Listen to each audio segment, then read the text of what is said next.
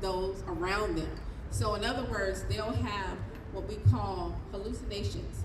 They can be auditory, meaning that they hear voices. You see people do that before? I know some of you guys are shaking your head.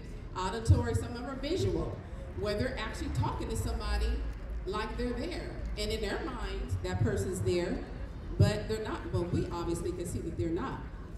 So then you have, we call that a psychotic episode. Also,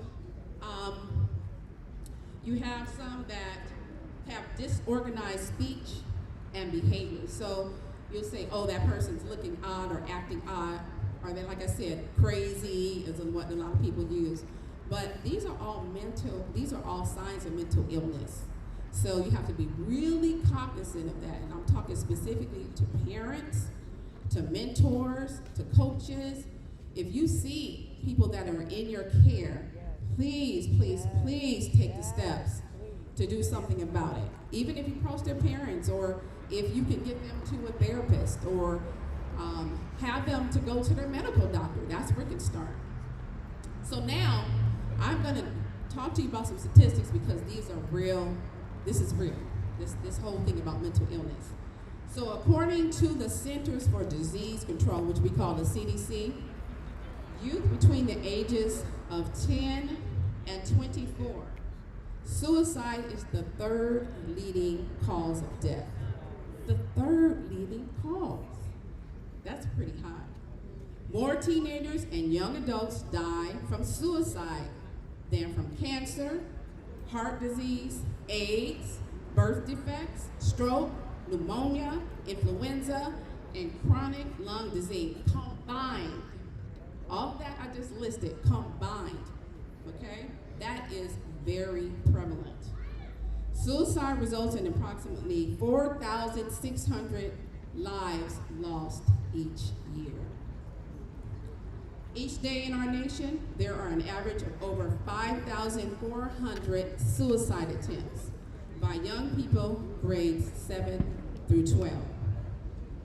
4 out of 5 teenagers who attempt suicide have given clear warning signs, and I talked about that earlier. You'll hear things like, and I experience this on my job a lot, and they'll say, you know what, I just can't live anymore, or I wonder what would happen if I'm not here. Well, people really care. If I had a funeral, if I could look and see, if I die and could see who's at my funeral, who would be there? Those kind of things. And then sometimes they're real blatant. And they'll say, I'm going to kill myself. Please take them seriously. So these are the warning signs. And then kids who are bullied are more than twice as likely to consider suicide.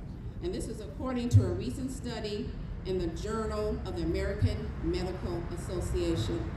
And so, speaking of bullying, I want to share the story with you that I just read a couple of days ago. I was like in tears when I read this. So, this is a young boy. He wasn't a teenager, he wasn't a young adult, he was a boy, 10 years old. It says, this is the heading of the article. Boy, 10, kills self after being bullied for wearing colostomy bag. Colostomy bag. So the story behind this is this young man was born with some type of condition where he had, I think, over 26 surgeries, and as a result, he had to wear a colostomy bag. So for those that don't know, they're looking kind of puzzled.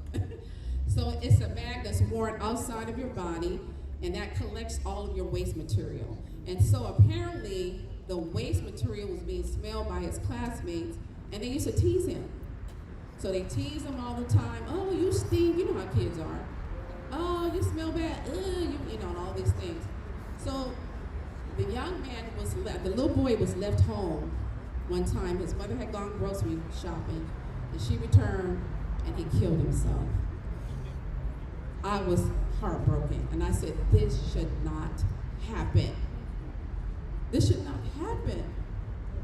Like, where are we? Where are we, parents? Where are we, teachers, mentors? We gotta look after our kids because they're dying every day. And this is just one of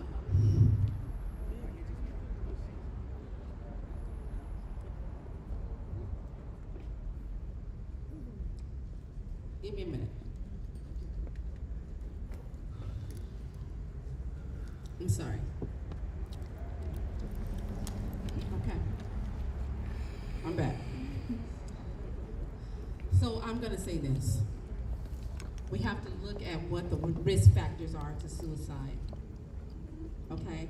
This varies with age, and I heard somebody talking about of kids that are incarcerated